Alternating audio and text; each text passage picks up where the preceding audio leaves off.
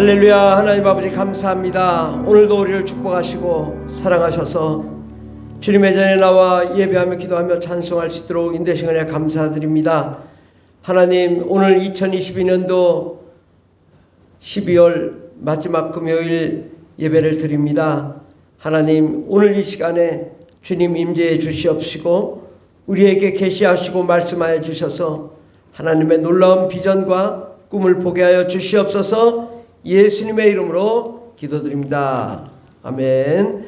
하나님 말씀은 요한복음 16장 5절부터 15절까지 말씀입니다. 신약성경 175페이지에 있습니다. 요한복음 16장 5절부터 15절까지 말씀 다 같이 봉독하겠습니다. 지금 내가 나를 보내신 이에게로 가는데 너희 중에서 나더러 어디로 가는지 묻는 자가 없고 도리어 내가 이 말을 함으로 너희 마음에 근심이 가득하였도다. 그러나 내가 너희에게 실상을 말하노니 내가 떠나가는 것이 너에게 유익이라. 내가 떠나가지 아니하면 보혜사가 너에게로 오시지 아니할 것이요 가면 내가 그를 너에게로 보내리니 그가 와서 죄에 대하여 의에 대하여 심판에 대하여 세상을 책망하시리라. 죄에 대하여라 하면 그들이 나를 믿지 아니하며 의에 대하여라 하면 내가 아버지께로 가니 너희가 다시 나를 보지 못하며 심판에 대하여라 하면 이 세상 임금이 심판을 받았음이라. 내가 아직도 너에게 이를 것이 많으나 지금은 너희가 감당하지 못하리라. 그러나 진리의 성령이 오시면 그가 너희를 모든 진리 가운데로 인도하시리니 그가 스스로 말하지 않고 오직 들은 것을 말하며 장래 일을 너희에게 알리시리라. 그가 내 영광을 나타내리니 내 것을 가지고 너희에게 알리시겠음이라. 무릇 아버지께 있는 것은 다 내 것이라. 그러므로 내가 말하기를 그가 내 것을 가지고 너에게 알리시라 하였노라. 아멘. 오늘 말씀의 제목은 기적의 주인공이 되는 비결이라는 말씀으로 함께 은혜 받고자 합니다. 2022년도가 저물어 갑니다. 이제 내일이면 이제 2022년도를 마감하고 새해가 다가옵니다. 과연 우리는 지난 한 해 동안 어떻게 신앙생활을 했을까? 또 앞으로 어떻게 하면 정말 신앙생활을 잘할 수 있을까? 오늘 말씀 가운데 하나님의 은혜가 있을 줄 믿습니다. 우리 하나님 아버지는 하늘에 계시고 또 천국에 계시면서 영원 무궁하신 하나님으로 또 모든 것을 계획하시고 운영하시고 경영하시는 분이시고 그 하나님께서 우주를 창설하시고 또 계획을 실행하고 계십니다.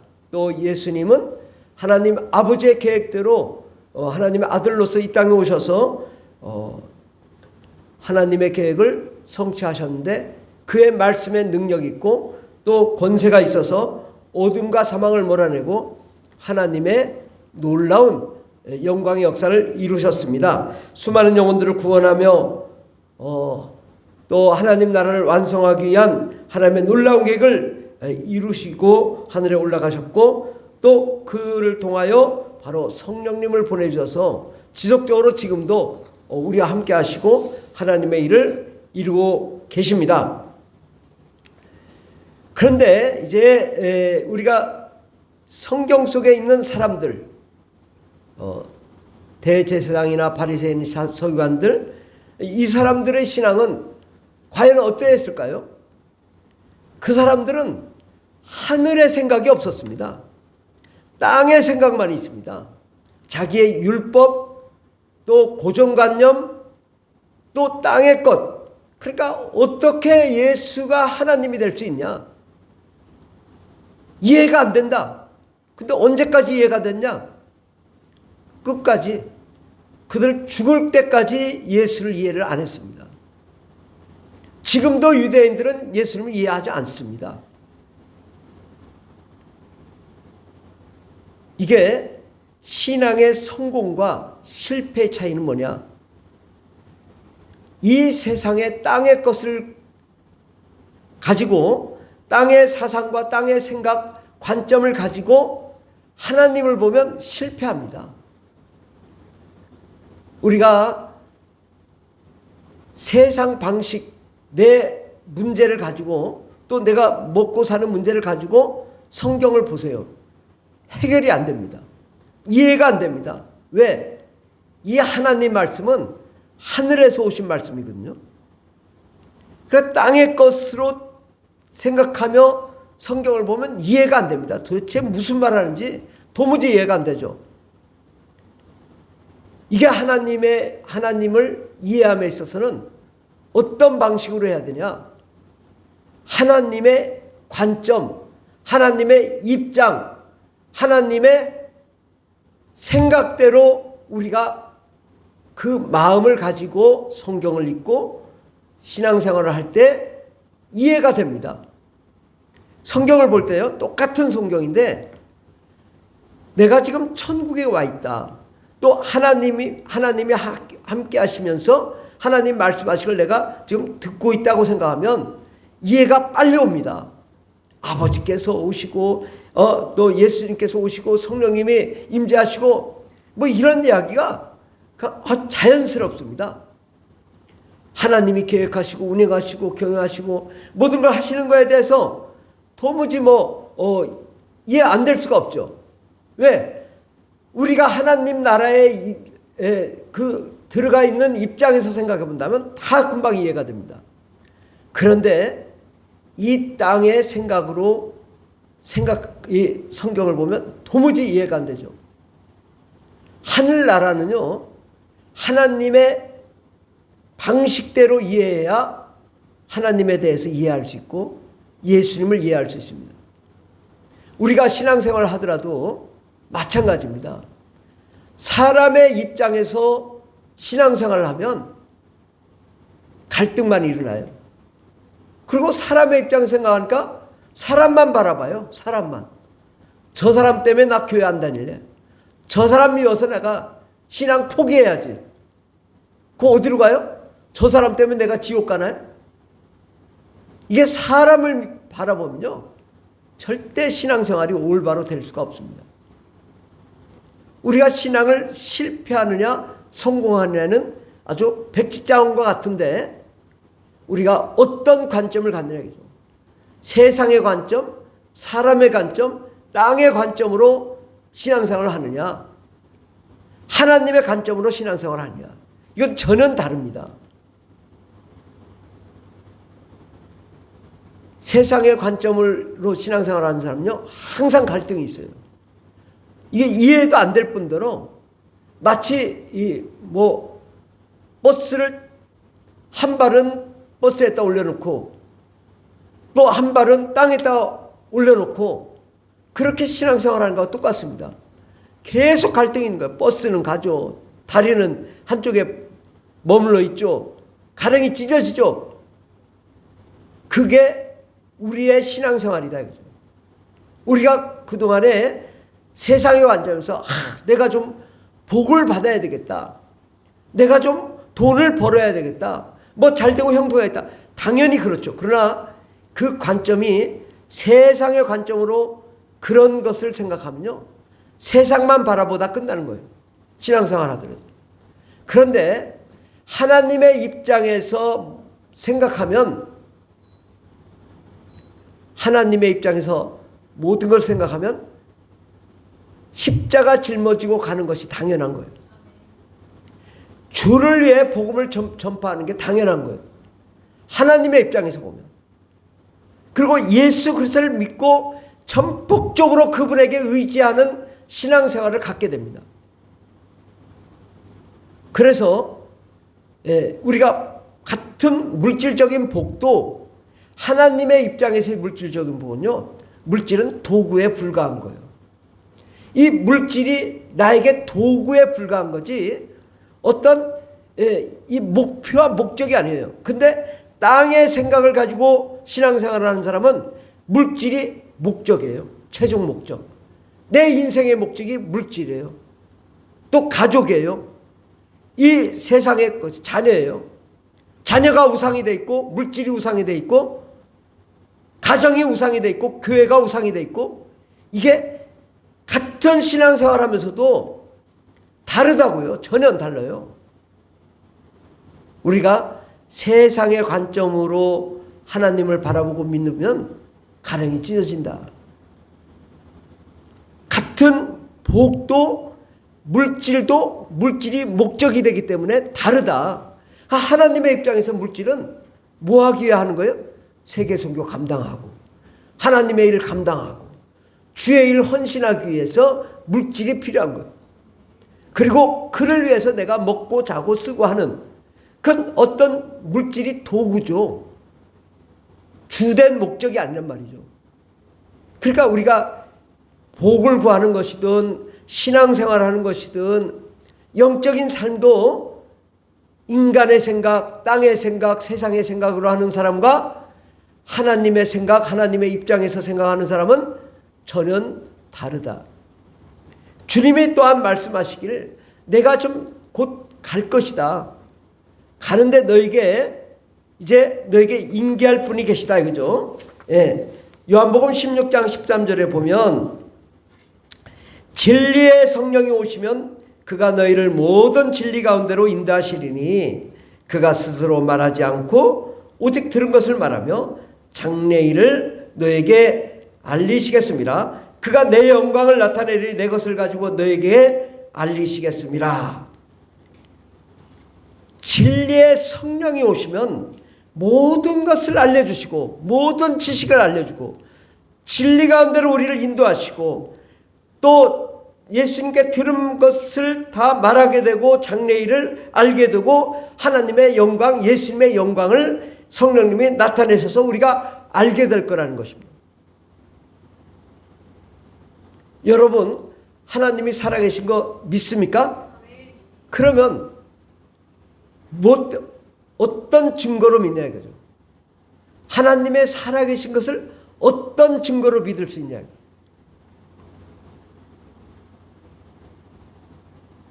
하나님이 살아계신 걸 어떻게 알아요? 여러분 봤어요? 하나님 봤어요? 아버지 봤어요? 예수님 봤어요? 성령님 봤어요? 없잖아요. 그러니까 우리가 세상적인 방식으로는 도무지 이해가 안 되는 거예요. 하나님에 대해서는. 그 믿는 게 좀 신기한 거죠. 어떻게 보지도 않은 하나님을 믿고 그 하나님을 위해서 목숨을 내걸고 순교할 수 있냐? 이해가 안 되는 거죠. 그런데 유일하게 우리가 본 것보다 더 확실한 것이 있습니다. 그것은 바로 우리가 예수 그리스도를 믿고 믿음 가운데 우리에게 뭐가 와요? 성령님이 오십니다. 성령님이 임하면 하나님이 살아계시고 역사하시고 능력을 나타내시고 내 안에서 예수님이 계시고 또 하나님 아버지께서 계시고 하나님께서 우리와 함께 하심을 확실히 알 수 있습니다. 그렇죠? 성령을 말하면서 방언을 말한다? 하나님 계신 걸 부정할 수가 없죠. 우리는 이 증거를 가지고 믿는 거예요. 우리가 방언 기도를 하면서 야 진짜 하나님 살아계시구나. 하나님 내 안에 계시는구나. 나를 변화시키고 계시는구나.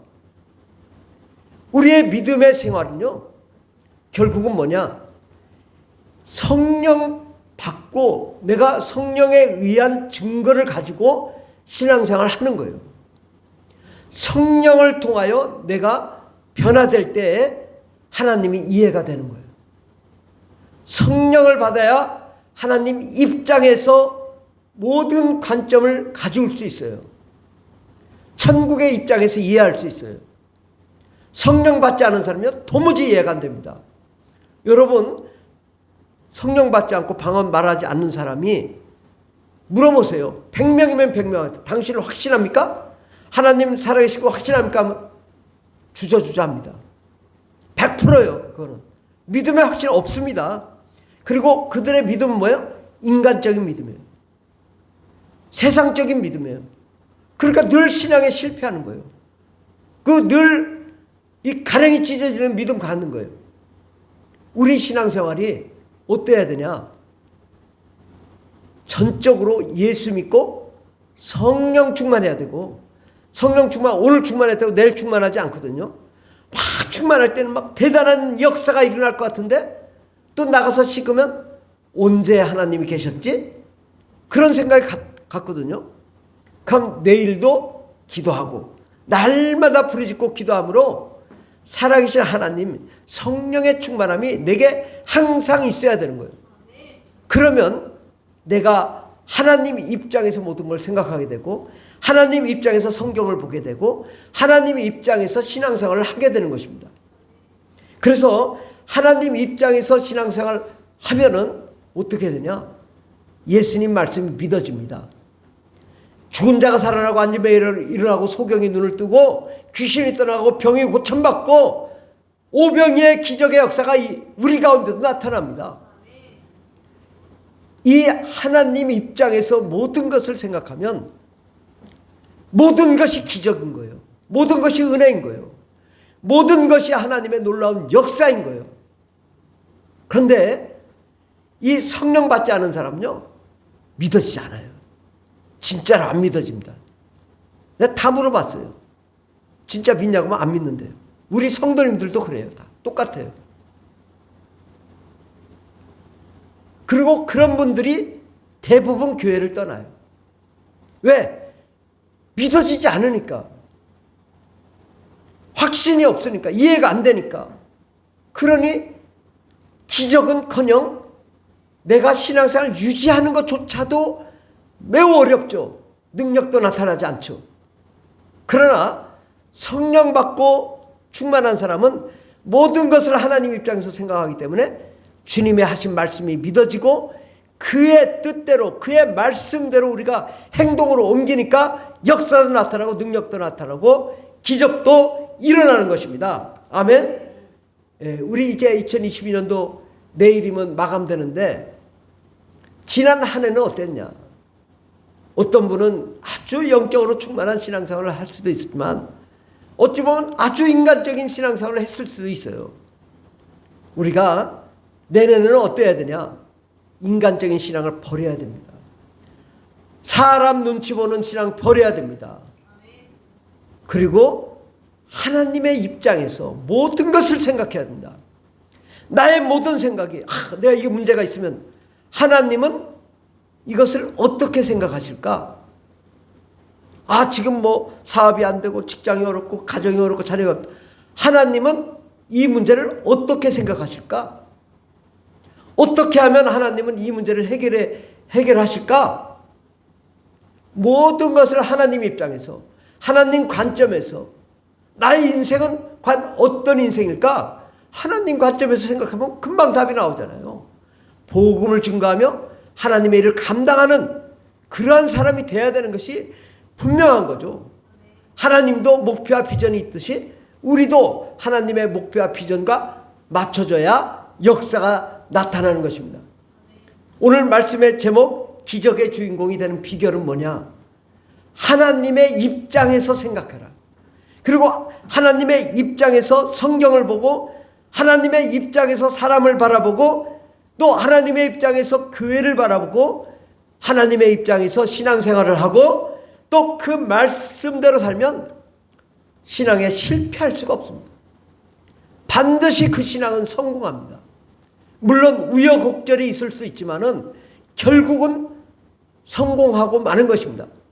우리가 2023년도를 성공하려면 신앙생활을 성공하고 정말 잘되고 형통하며 기적의 주인공, 역전의 주인공이 되려면 첫째 성령 충만, 둘째 성령 충만, 셋째 성령 충만, 그 다음에 하나님의 입장에서 모든 것을 생각하라.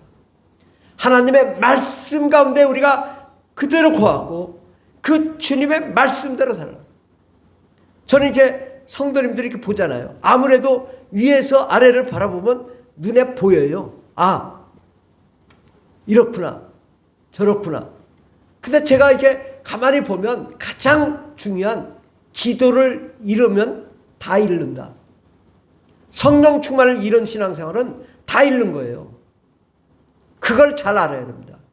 내가 열심히 살아. 근데 오늘날 교회 안 나와. 기도도 안 해. 교회가 멀어져. 그러면 그때는 잘 될 것 같죠? 막 되는 것 같죠? 나중에 다 안 돼. 다 안 돼.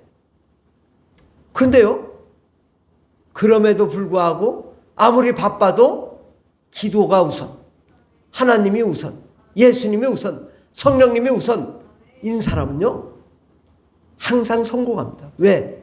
하나님이 도와주시니까. 조금 세상의 일을 좀 소홀해도요 결국은 하나님이 이기게 해주세요. 결국은 하나님이 승리하게 해주세요. 그러니까 하나님 입장에서 생각해보면 금방 답이 나옵니다. 그러니까 우리가 정말 2023년도 기적의 주인공이 되는 비결 뭐예요?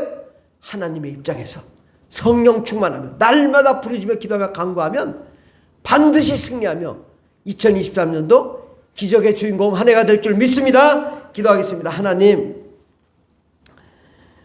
우리가 늘 세상 바라보고 낙심하고 절망하고 세상이 원하는 대로 살다가 신앙생활도 무너지는 때가 많습니다. 하나님, 우리를 용서해 주시옵시고 이제부터는 철저하게 하나님 말씀 중심적인 삶을 살게 해 주시옵시고 성령 충만한 삶을 살게 해 주시옵시고 모든 생각을 하나님의 관점, 하나님의 입장, 하나님이 원하시는 대로 우리가 생각하고 또 말하고 행동하는 저희들이 되가 없어서, 그러므로 예수님처럼, 아니 예수님보다 더 큰 역사가 나타나게 도와주셔서 정말 2023년도는 기적의 주인공이 되는 놀라운 한 해가 되게 도와주시옵소서. 주님께서 우리와 함께 하시는 일 감사드리며 예수님의 이름으로 기도드립니다. 아멘. 주여 삼창이 다 있습니다. 주여 주여 주여 할렐루야 할렐루야 감사합니다. 주님 역사하여 주시옵시고 아버지, 우리의 삶이 성령과 아내와 능력으로 충만한 거룩한 삶을 살게 하여 주시옵소서. 하나님, 기적의 주인공들이 다 되게 하여 주시옵시고 하늘의 문을 열어주셔서 아버지 예수의 생명, 예수의 은혜, 예수의 영광이 넘치는 귀한 삶을 살게 하여 주시옵시고 2023년도는 정말 하나님의 뜻대로 정말 확정하고 그의 뜻대로 나아가는 저희들 되가 없어서 날마다 하나님의 기적을 경험하며 체험하는 영광의 주인공들 다 되게 해주시고 역전의 주인공들 되게 해주시고 기적의 주인공들이 되게 해주시고 마귀의 일을 진멸하며 귀신을 축출하며 어둠의 계획들을 다 몰아내고 하나님의 계획, 하나님의 뜻을 이루어드리는 저희들 되게 없어서 주님 감사합니다. 역사 감사합니다. 날마다 승리하게 하시 감사합니다.